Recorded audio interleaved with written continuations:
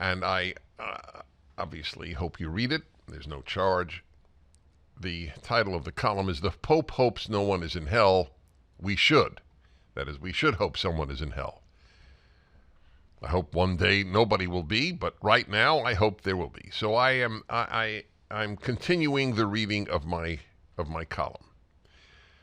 As of this moment, I fervently hope that some people are in hell, or whatever one wishes to call punishment after life, just as I hope some people are in heaven, or whatever one wishes to call reward in an afterlife. Why? Because if no one is punished after death, that would mean either there is no God, or equally depressing, it would mean God is not just.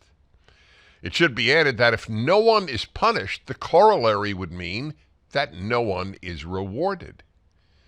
Pure logic dictates it is not possible to have an afterlife in which people were rewarded but not punished. It would mean either everyone is rewarded, which would mean there is no justice, or only some are rewarded. But if only some are rewarded, that means that those who are deprived of reward are thereby punished. It shows how little serious thought is given to the subject that a vast number of people do not think the existence of a heaven and a hell are important subjects and or dismiss them as religious nonsense. This absence of serious thought can be easily demonstrated. Let's imagine a society in which there were no rewards or punishments. I suspect almost no one, though not no one, as we shall see, thinks that would be a good society. How many people would want to live in a society in which murderers and rapists were never punished, while people who engaged in exceptional goodness were never rewarded?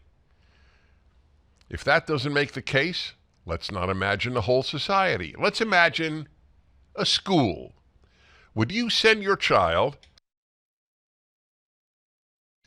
to a school in which students who routinely disturbed their classes and flunked all their subjects were never punished, and students who excelled behaviorally and academically were never rewarded? I assume not. So why then would anyone want such a scenario for all of life? Why would anyone want people who committed terrible evils not to be punished, and people who committed heroic, self-sacrificing good acts not to be rewarded? That is why I wrote there's an absence of serious thought on this issue. What people would find utterly objectionable in their society, or even just their children's school, they are at peace with regarding life. But there is more to this issue. People are in fact increasingly at peace with no reward or punishment in this life. This is the egalitarian impulse that is coming to dominate intellectual life. More and more people are in fact advocating such a society. No more retributive justice. No more merit-based standards. No more valedictorians. No more failing grades. No more SATs. Indeed, no more standards. No more bail.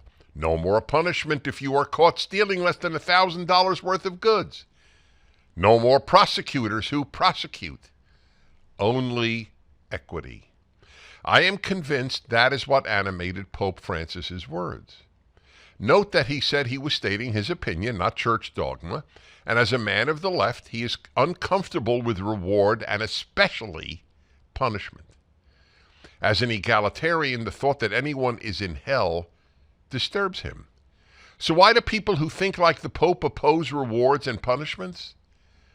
Because rewards and punishments mean that one must make judgments about better and worse, morally, academically, and in most other spheres of life. It's better to just assume no one is better than anyone else. That is what has animated participation trophies. No one, not even a team, is better or worse. In much of the contemporary intellectual world, the greatest sin is judging sin. And then, when you do away with sin, you do away with hell. End of issue, or end of column. For the full episode of the Dennis Prager Show, go to pragertopia.com, sign up, and become a full member.